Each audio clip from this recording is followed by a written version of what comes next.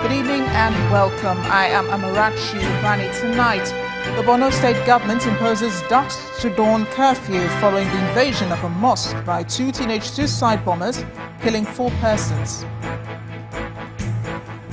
Former head of state, General Yakubu Gowon, suggests prayer solution to the killings and crisis in different parts of the country. Nobel laureate Professor Wole Soyinka warns Nigerians against supporting former dictators who want to be seen as the Messiah. And at least 57 persons have been confirmed killed in a suicide attack at a voter registration center in the Afghan capital city of Kabul.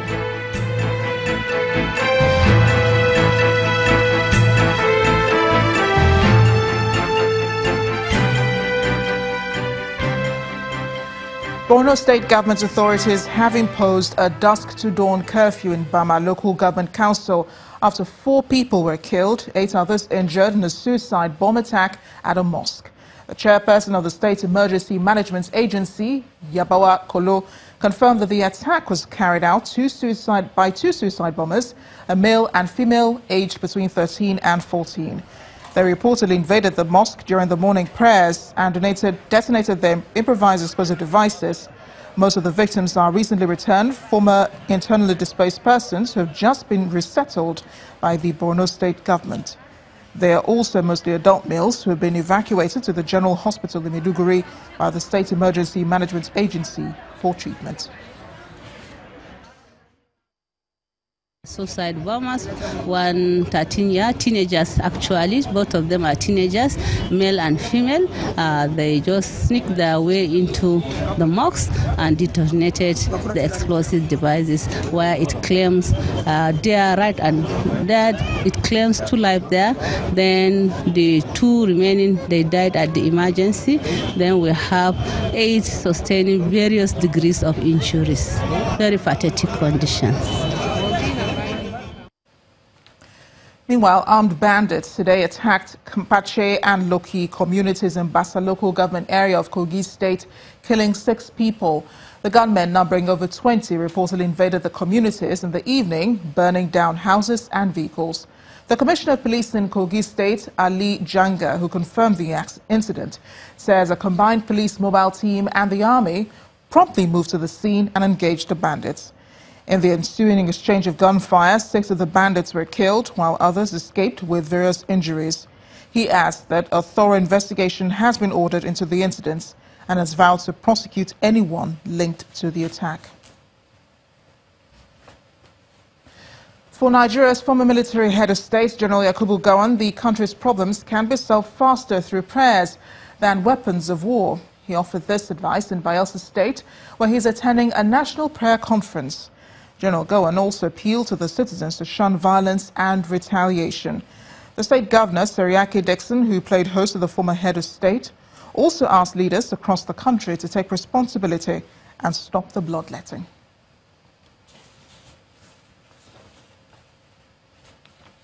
Amidst criticisms of President Buhari's comments on Nigerian youth, the Vice President, Professor Yemi Osinbajo, is asking Nigerians to focus on the positive side of the president's comments rather than dwell on the negative narrative being bandied by some persons. Speaking in Abuja shortly after paying an unscheduled visit to the Good Tidings Bible Church, the Vice President reaffirmed his belief that in the ability of Nigerian youth to transform the nation. He adds that the nation has all it takes to become a developed nation, and the administration of President Buhari remains committed to the growth and development of Nigeria. Everything that the president has said about Nigerian young people has always been very positive. Always been very positive. It's the same person who said that these are the brightest and the best of our nation. They are the future of our nation. He said that on the Youth Day. I always prefer to focus on the positive. And I think the positive is what we should focus on. For us, the word, this is the same thing that he has said in the past, that the future of our nation belongs to these young people. And I think it's been demonstrated. A few days ago, I was going around the hubs and looking at what our young people are doing. Incredible things. Young people are doing incredible things. So let's not focus on anything that may be negative. Our nation has enough to do to achieve whatever it is that we want to achieve. I think it's such an important message because really, at the end of the day, God does not need numbers or He doesn't need any great size. Whatever it is that we have is more than enough for God to transform our nation or to transform our own circumstances. We can bring you more now on that visit by the former military head of state, Yakubu Gowon, to Bayelsa State, where he says the country's problems can be solved through prayer and not just weapons of war. Meanwhile, investors in the United States have offered their commitment to doing business in Nigeria. They made this known at the Nigeria-U.S. Investment Summit organized by the Nigerian Embassy in Washington, D.C. over the weekend. The Emir of Kano, Muhammad Sanusi II, who attended the event, criticized the attitude of some Nigerian government officials towards the country's drive at attracting foreign investment. Our business correspondent, Chimezie Obiwagu, reports.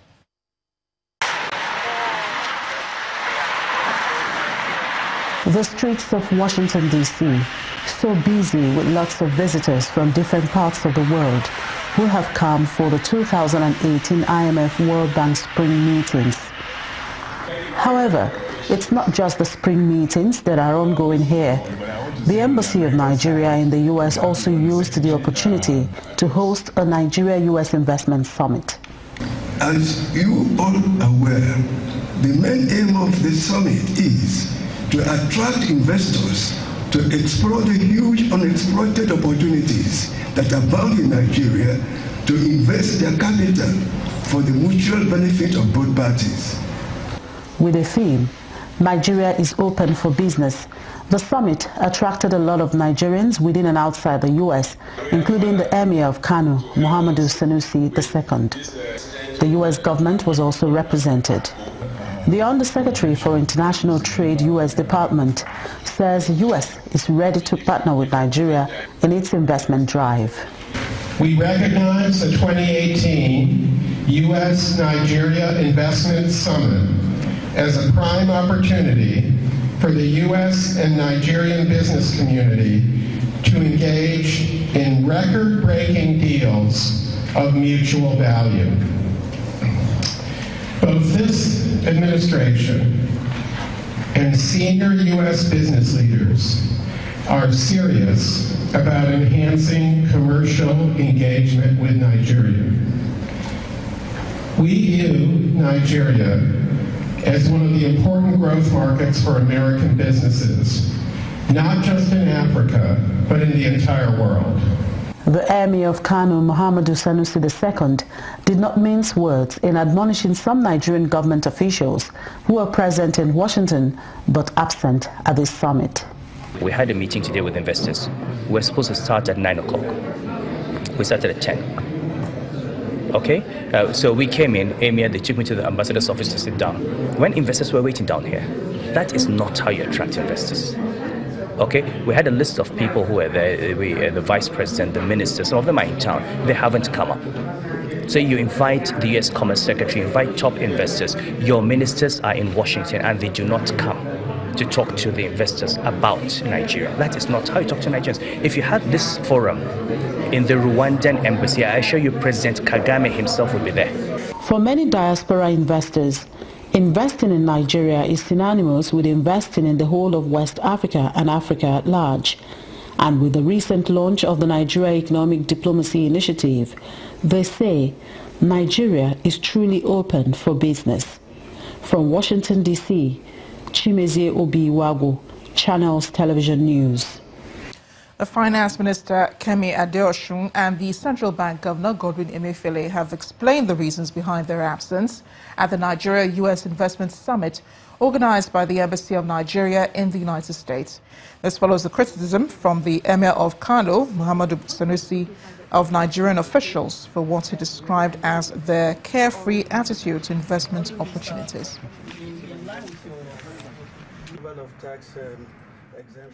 I attend the IMFC, which is really the highest decision-making body within the IMF, and I represent 23 African countries. in that role. So one of the things I had to do was to issue a statement on behalf of those 23 African countries, which include most of the Anglophone African countries, so South Africa, Mozambique, Tanzania, and so on. So my primary role here, as well as having the Nigeria hat on, is to represent those 23 African countries. I think there's been some controversy about scheduling. I wasn't due at any event. I was here as a governor of the IMF, a member of IMFC, to represent those 23 African countries, and that schedule is what I must adhere to. For the Minister of Finance and for me, being the governor of Central Bank of Nigeria, what takes preeminence is the meetings in the IMF as well as the meetings at the World Bank meeting. And I think it's important for me to say this. When I arrived in Washington, the officials of the embassy spoke with me that there was going to be a U.S.-Nigeria summit. And I said I would check my schedule because I wasn't consulted when this summit was being organized. What one would have expected is that they would have checked my schedule and the schedule of the finance minister. If they thought that our presence at the summit was very necessary, they could have checked our schedules to see that there was no conflict. I sit here to say that the U.S.-Nigeria summit was meant to hold between 2 p.m. and 3 p.m. Whereas the World Bank Development Committee plenary session, which is an assembly of the ministers and governors of Central Bank, was to hold between 2:15 and 5 p.m. There was no how the Minister of Finance and myself could have been at those meetings. And but I think I thought it's important to say it's unfair for people to begin to cast aspersions without understanding our schedules and understand the main reason we're here is because of the statutory meetings at the IMF as well as the World Bank. Let's talk some politics now. With less than a year to the governorship election in Delta State, the ethnic nationality that inhabits the northern part of the state has declared a full support for Governor Ifeanyi Okowa's re-election. Collectively known as the Anyomas, members of the group say they're backing the governor's second-term ambition because he has delivered on his first-term promises. It is a very colorful gathering of the Anyomas, with the Igbo-speaking peoples of Delta State in their large numbers, the cenotaph in Asaba. They're here to offer support to one of their own, the incumbent governor, whom they say has made them proud.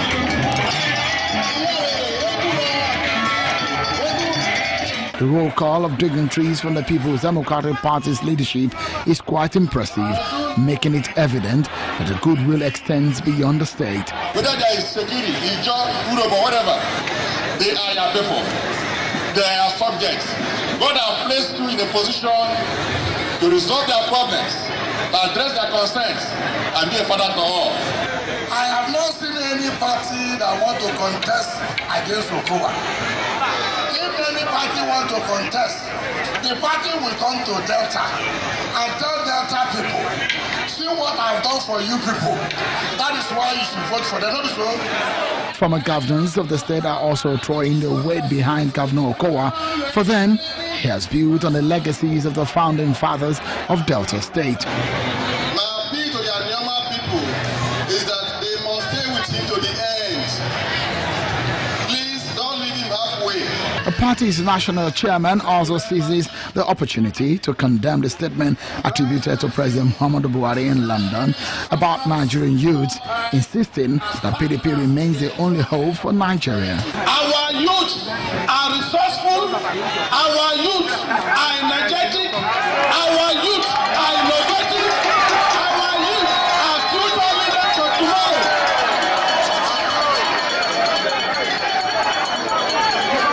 Our youth are not lazy at all. Then the man of the moment must solicit the people's support in sustaining the peace that currently exists. We are a state of many ethnic nationalities.